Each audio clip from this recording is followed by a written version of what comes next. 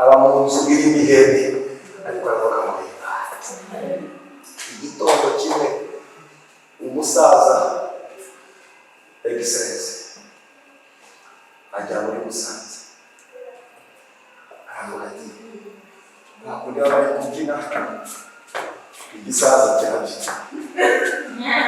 arakunda Imana yose kuri abo mbona muganga tubona hagati urifuza mu mariki mugati gashaka kuzagusura ari nkayo wavuga ati bene wacu baranyenze kwaka bakore nibanyemera kwaka mugati zagusura uzagusura kari kuzagusura ijambo yavuze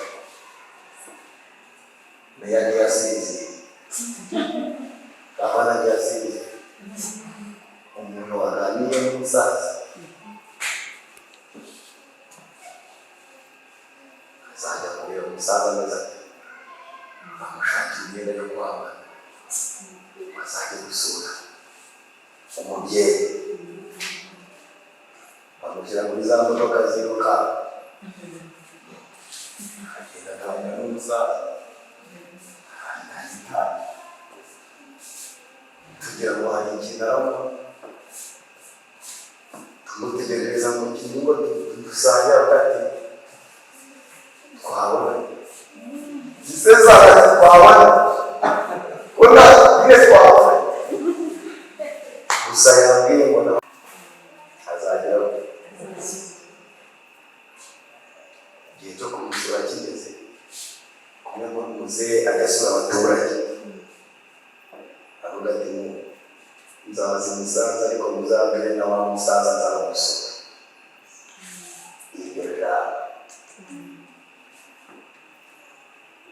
bahise bashaka azamusura kimugira ubwenge nawe ngo n'ubu umusaza wa mu nzu y'amata amatara acanirwa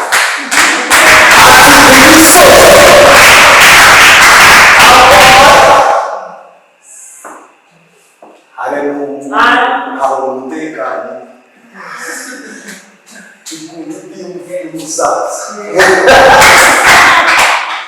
baragiye barubaka barasiza katedrali zirasatagura baragira gute abana bajya mu ishuri batera urutoki baragira amapave mbuga barazana amadiva mu azamuzura ahantu hazima televiziyo bareta rumurwa barakurura amazi barira aho ngaho bigize itunguranye cy'Imana. Umubyeyi aravuga ati muzabwire wa musaza azadusange aho tuzabata mugabise abantu bohereje bakugize baraje sinamusuye narakoze kudusoma yaramusuye Imana izamusuye kudusoma icyo gitangaza Imana ikora utagiye mu mazi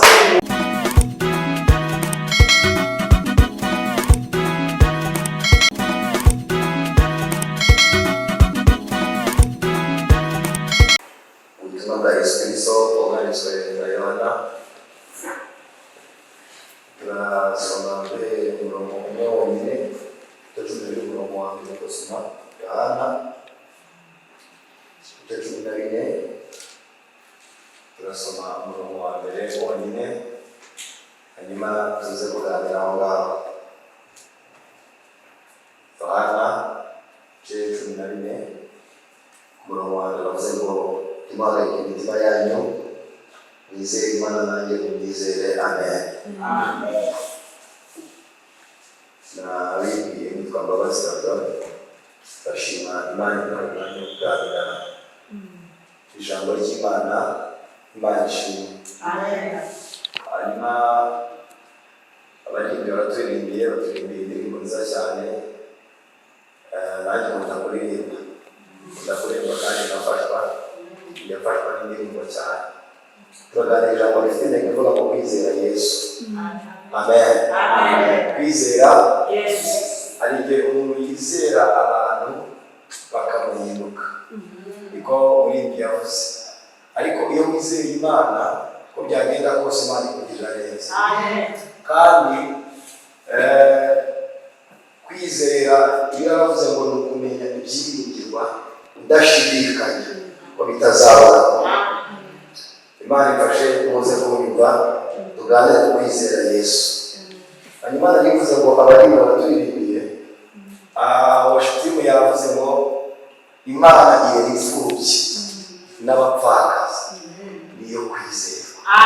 Haleluya. Bavuze ngo wowe urera imfubyi n'abapfakazi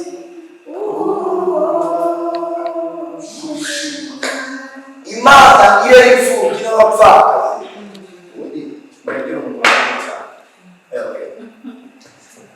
Imana irera imfubyi n'abapfakazi niyo kwizera. Amen. Kandi baravuga igirira neza abandi n'abizi. Sinovuze ngo kandi wowe ureba mu nda y'ingurube ukamenya ishanga rinini rikomeye ririho. Iyo ureba mu nda y'ingurube akabona ishanga tuvuze ngo nta na kimwe kimunanira.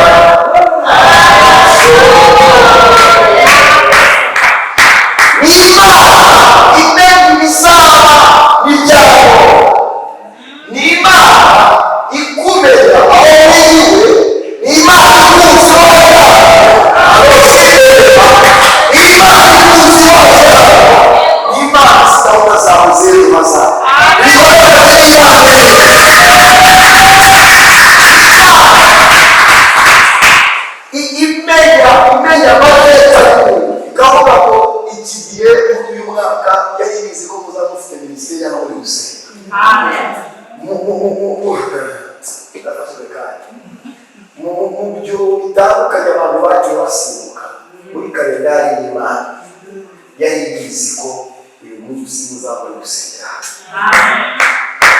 Niyo mpamvu yavuze ngo iminsi yo kubaho kwacu Imana ifite mu biganza. Niyo bakoroga iminsi yo kubaho kwacu Imana ifite mu biganza. Rero ndabwira ngo umugisha w'Imana umeze nk'imbeho. Umugisha w'Imana ku muntu umeze nk'imbeho. Mwese nimugira inzu imugiraho ubutaha, nanjye ngiraho ndaha. Uzafate ugiye kuryama ukingure urugi ukomeze, ukinge cyane ukomeze. Ugera ku ikuveri ukishyiraho amashuka. Kubera iki? Kandi wakinze hasi ariko kuriya batetse imbere arangisha ugashishiza, nako umugisha w'Imana. Niyo wafunga utaza umugisha w'Imana winjira. Amen.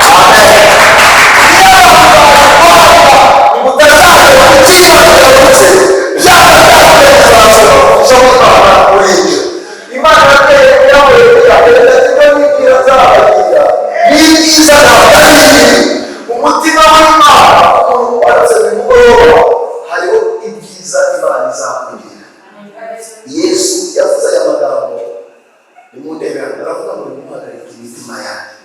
Hari amagambo ari muri Yesu yavuze nasanze hari ibyo mwanditse hano mwese abaremerewe umusanzu ndabaronga. Habe n'imiryango ikomeye tishobora kuvuga ngo mwese muze mudusange tubaruhure. Niyo wagira amafaranga sinumva umuntu wavuze ngo ingoshi zose Imana ikomeje nizize zitsa. Ariko umukuru w'igihugu yavuga ngo abarushe mwese nimuze musange, ariko Yesu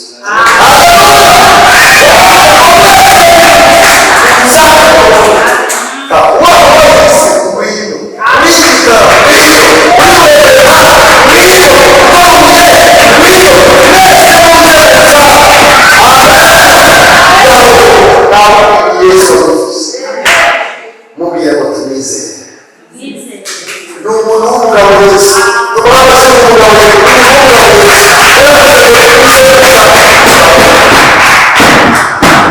uyu mugoroba wizere umugabo umeze gutyo umwizere umuntu yakoresha wazakubakira ikazahinda ukazahindagira ariko iyo wizeye Yesu ko byagenda kose imiryango yagusize Yesu arako Yesu wavuze ngo yemwe abarusha n'abaremere imuze mu nzara mbaruhure nashatse kumenya amateka ya Yesu soma ibitabo kugira ngo menye ni muntu ki ni uyu muntu uvuga ngo mwese ni muzi baruhure akisha y'inzu zose sanga Yesu amateka avuga ngo yamaze mu isi imyaka 33 n'amezi ane niyo yamaze mu isi Yesu yigeze yigane naba hari n'akagiye yize hari n'ikiburamwaka Yesu reka yigeze asoma ariko zaba karani z'amagufa Yesu nimuzikiza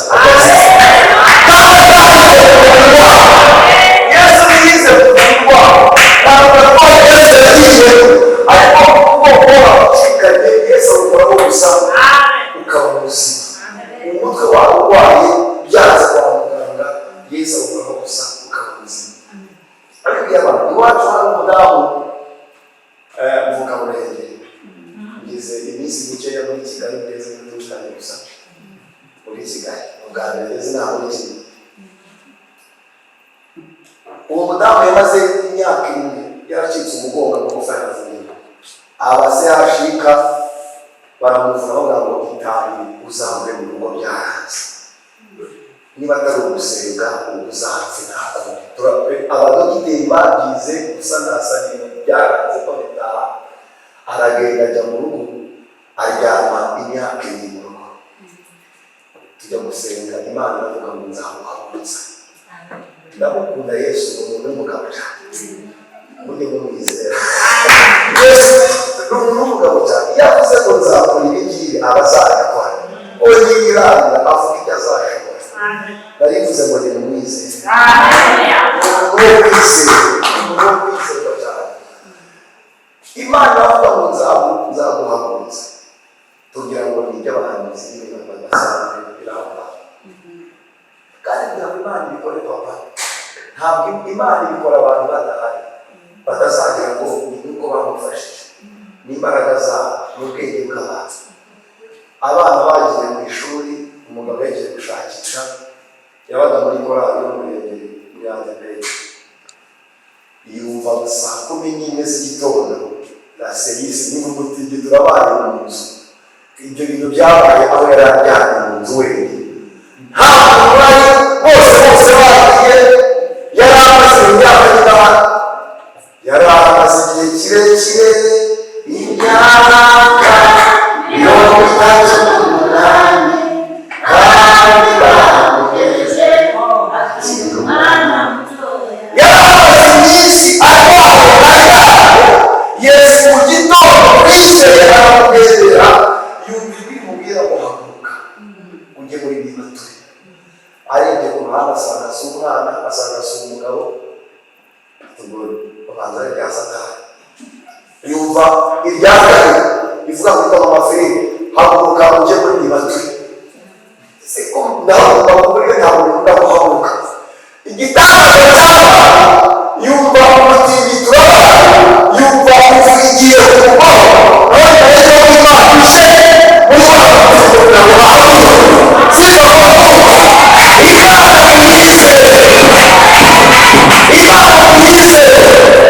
Imana mwize igira inzira nyinshi izamukiza Imana ifite ukuntu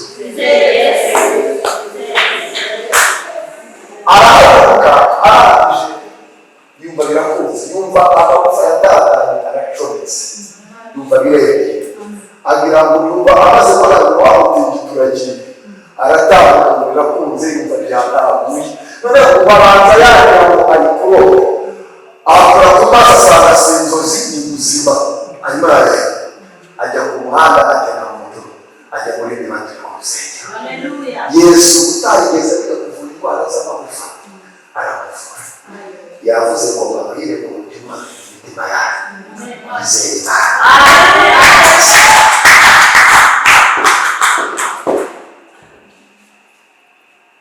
Icyo ni icyambere Yesu yakoze. Niyo ndashaka kumenya amakuru y'umuntu wavuze ngo duhagarike imitima. Abiri y'Imana barahemukira ndetse bamaso n'abakozi wowe tuberuka kandi dukoze isoni abikuza bararacu ukura bikwiriye. Yesu utabigeze wiga yigeze agenda ngo arimo aratembera agera ku mugezi i Yerusalemu hari ikidendezi cyitwa Betesida uko rimwe na rimwe marayika yamanukaga akajya kuri icyo kidendezi. Umuntu wese wabasaba kujyamo amasindurije niwe wakiriraga. Yesu ngo yahageze asanga uyu muntu wamaze imyaka 18 arwaye. Yesu utarigeze wiga kuvura abantu wahageze amenya ko amaze igihe kirekire ageze gute Yesu ntabwo yakubuzima bwawe kuko amenya ikibazo ufite kandi ntabwo yakubuzima cyangeze kumara Yesu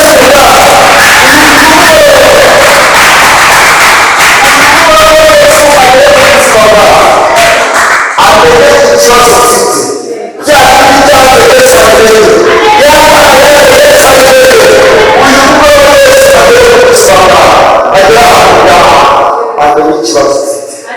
Yesu wahageze ku kidendezi i Betesida ngo hari abarwayi benshi kandi ngo amazi aza ahindukanye n'umwaka ngo wabazaga kujyamo niwe yakiraga. Uyu muntu komantere zavuga ngo bamuzanye kuharwarira ari muto cyane afite imyaka mike cyane afite imyaka 9 niho bamuzanye kuharwarira hanyuma ngo aje kuharwarira yazanywe n'umurwazi ntawe utagira umurwazi yazanywe n'umurwazi no kwa igihe byiyangira mu mama barakurwaje ntabwo batagira batika tumuremere bakamuha mwaka wa mbere wa kabiri tukaragore barakurwaje tukabarenganye barakurwaje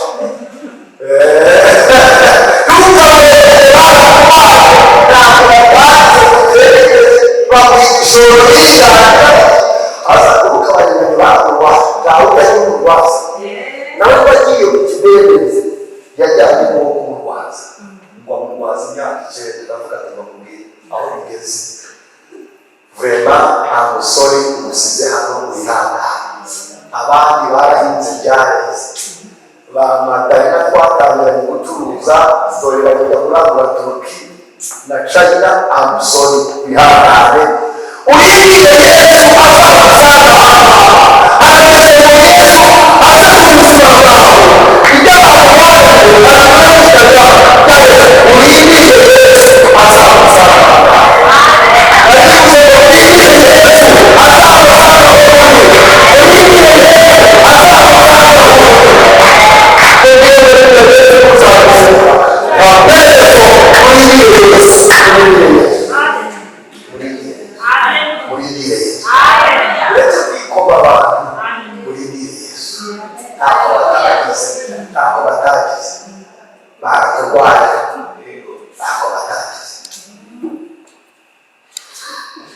murandakaje ntako batakugize kandi musubiza amaso inyuma ntako batagize uritotomba ngo baranyaze ntako batagize barabarwaje myaka 9 irashize amujugunyaho yigiti ahamara imyaka 38. Iriya myaka ntabwo ari iy'amavuko, ni imyaka yamaze arwaye uzasoma, ntabwo ari iyo kuvuka, niyo yamaze arwaye. Ariko Mana icyo ngukundira kuko ndameze nk'abantu washize ibanga ryanjye nawe kure y'amaso y'abantu. Ntabwo Imana imeze kama erega nawe ndafasha no kuri kw'Imana yafashe indirimbo ziraza erega nawe byabahaye n'ijoro nzandiko nyinshi z'ibinyoma. Bibiliya iravuga ngo nuko ngihamagara imbabazi ziwe zitaba ntacyo mvuga ziramporera zitigwiye umusange umutima nkunda cyane ndakubabaje. Yesu ahagaze wamenye ikibazo afite utishoboza. Yesu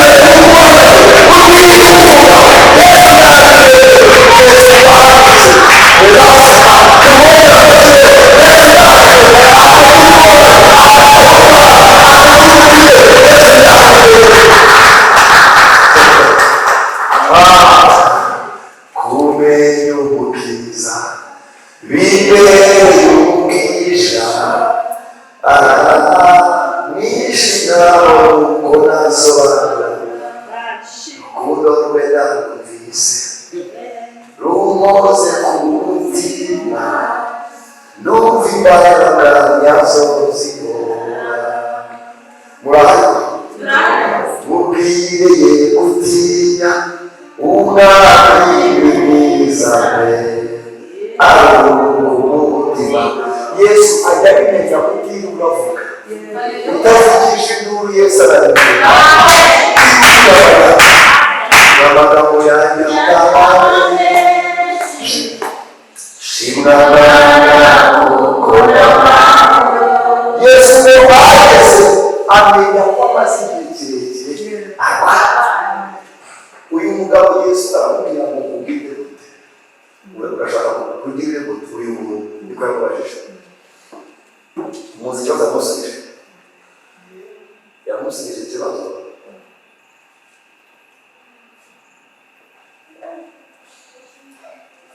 giterekeranye n'icyo Yesu amaze. Yesu yaravuze ngo ushaka kumubwira gute,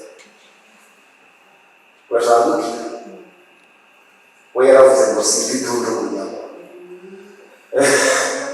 Wifuza gukira? Yego. Vrai ou faux? Wifuza cyane niho yaraye simfite ujugunyamo. Totole na kwizera Yesu. Uyu muntu ntabwo yizera ko Yesu hari umuntu waza kumutera ikidendezi. Icyambere nta mafaranga yari afite amuta mu kidendezi. Icya kabiri nta bene wabo. Ushobora kugira amafaranga akamuta mu iduka, icyo ni ikidendezi, nawe ukaramuza. Ushobora kugira bene wabo bagamuteza. Ushobora kugira mwene wanyu ukora muri minisiteri ukavuga ati habonetsemo akazi, ati uzaze koze mu bisara umunani, ukamuta mu kidendezi. Mwabaye bate? Mutereke amaso tuganire, nimugire mushya. Uyu mugore Yesu wizera amuta mu kidendezi kandi batamuta mu izina rya Yesu. Nuko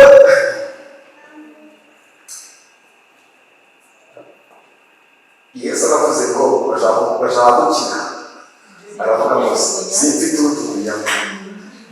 niko nawe uvuga udisijugunya bene wacu baransize ariko arakobaje ntabwo batari bagize nuko byanze simfite umujugunya.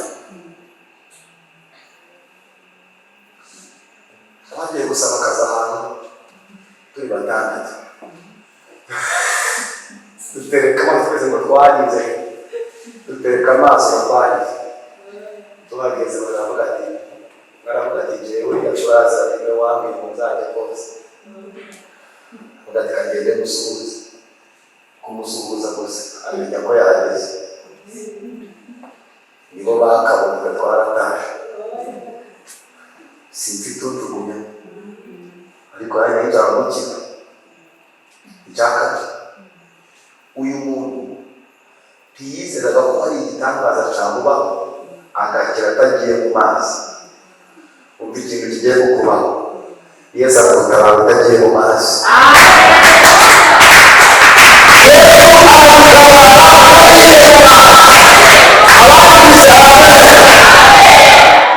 Nibyo bitangaza abantu bita igitangaza gitose n'icyumutse.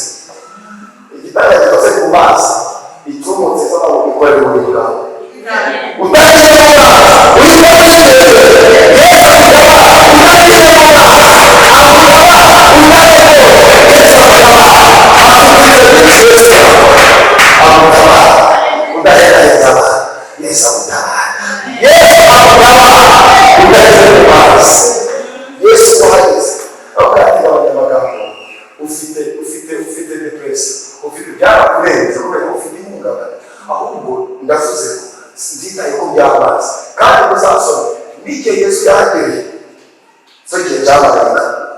Yesu yaje mu gihe kitari cyanyacu.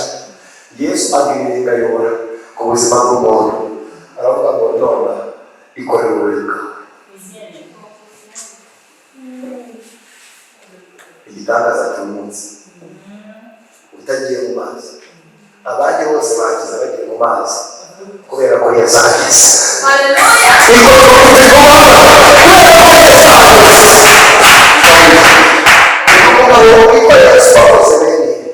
yavuze ngo babwire ngo ntiwakarike imitima yawe.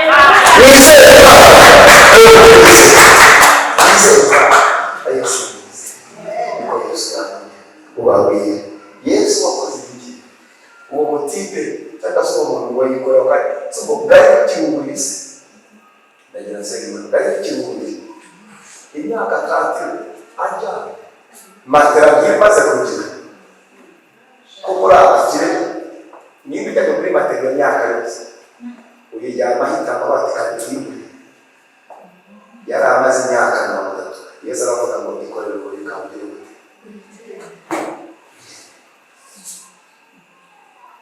Yesu wizeye agutabara aguruzi utagiye mu mazi.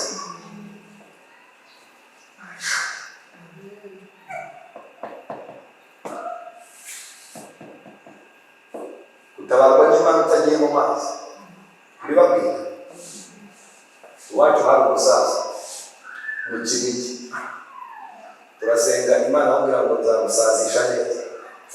Yari afite abana byaranze batiga ukaze cyane yarabyaye nabo oya ukomeye yarakaze turasenga kabiri gisimba Imana avuga ngo nzakundira nzamusazisha neza. Yarasaba kurya baryama mushyaba arana n'ihene mu nzu mujye musenga ariko mwizere Imana.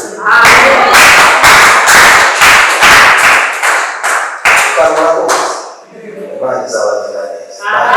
Mujye musenga ariko mwizere iyo mwasenze. Mujye murwana mwiyangire gutsindwa uve mu byaha byawe uracana ya Mana.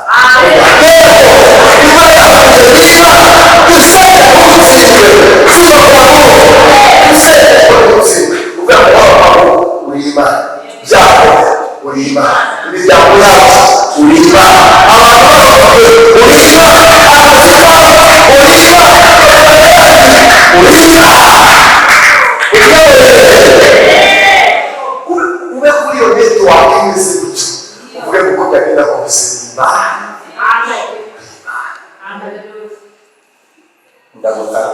Imana izakwereka. Imana izakwereka. Senakosa.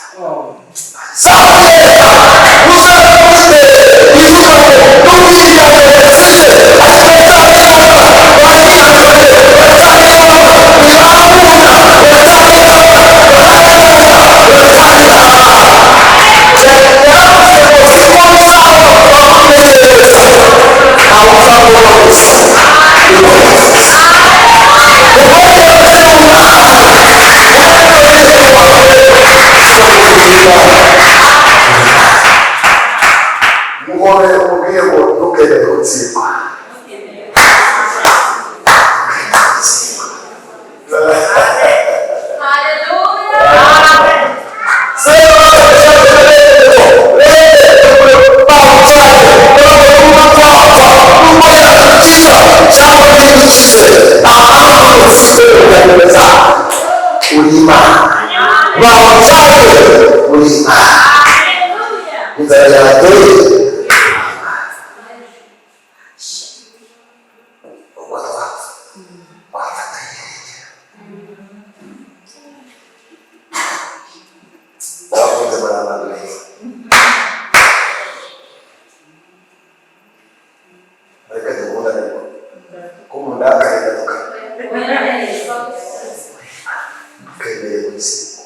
Umusaza bavuga ngo nuko nshaka ariko barabivuze kuri Imana. Aba mu nzu irimo ihene ariko baravuga ngo Imana. Igitondo kimwe umusaza Excellence ajya muri Musanze aravuga ati ntakundi bari kubyina igisaza kirabyina. Imana kuriya umuntu waki mugana tubona ahagari hagati urifuza mu mayiki mugati ndashaka kuzagusura ari nkayo wavuga ati bene wacu baranyenze kwaka ndakorera niba anyemera kwaka mugati nzagusura karibu zacu ijambo yavuze meya ntiyasize abana ntiyasize umuntu waganiye n'umusaza azajya kureba umusaza ameze ati bamushakira imyenda yo kwambara azajya gusura umubyeyi bamushyira muri za modoka ziruka agenda aganira n'umusaza tugira ngo hari ikintu arabona tumutegereza mu kintu ngo dusange hagati twabona giseza hagati twabona kuna mwese twabona gusa yambwiye ngo azageraho igihe cyo kumusura kigeze kumwe n'umuzehe agasura abaturage avuga ati nzaza i Musanze ariko muzabwire na wa musaza nzagusura. Iryo jambo bahise bashaka azagusura. Kimugira ubwenge nawe uti ngo n'ubu umusaza wa mu nzu y'amata amatara acanirwa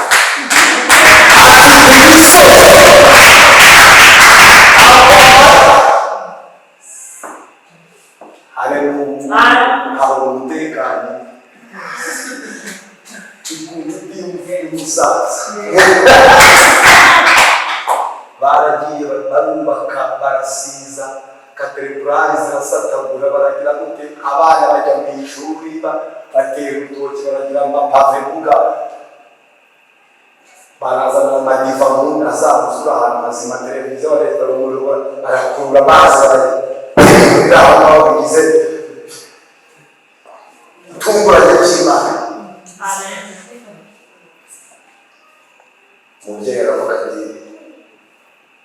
muzabwire wa musaza azadusange aho tuzabata. Mukageze abantu bohereje bakugeze baraje, sinamusuye mwarakoze kudusoma.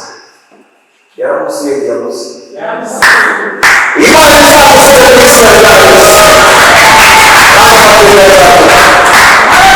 Icyo gitangaza Imana ikora utagiye mu mazi cy'umunsi, utagiye kuba mu kirere bigaraga kubera umutwe umunsi wasenye inyanya. Icyo gitangaza cy'umunsi Imana izamusuye n'izina ryayo. Icyagatse Yesu watubwiye ngo tumwizere ni muntu ki? Ejo bundi Yesu barimo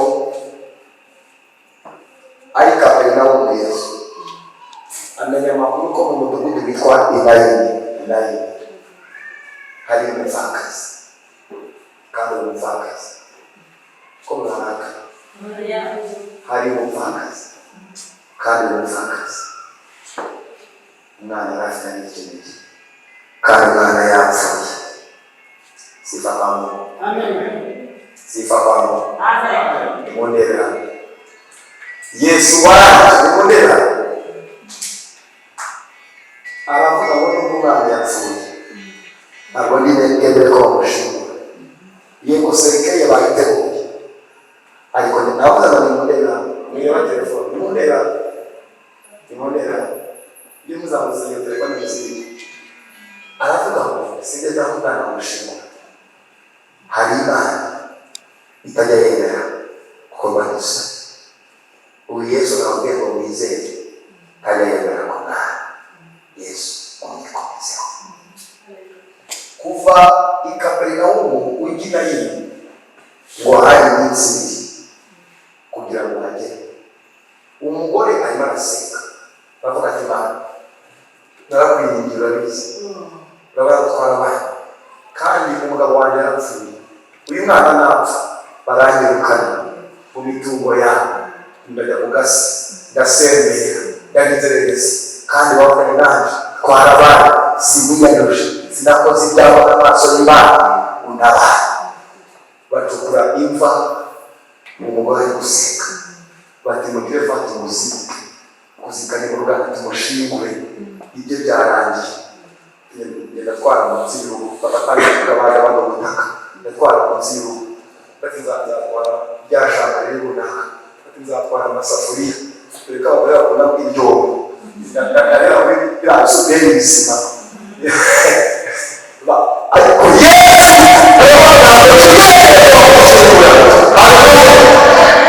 kuva i Kaperinawumu ngo hari iminsi ibiri Yesu bagenda, aravuga ngo mukagiye iminsi ibiri nzasanga baramushinguye. Ngo akora trike Yesu ajya agira amaji, ngo agenda ijoro, ngo aragenda amajoro. Yesu aravuga ngo reka ngende ubu nona, mpaguruke nona, ngende ijoro n'umunsi umwe, aho kuba iminsi ibiri. Ningenda iminsi ibiri nzasanga baramushinguye, ariko ningenda ubu nona amajoro ndahuriza mu muhango wo kumushima.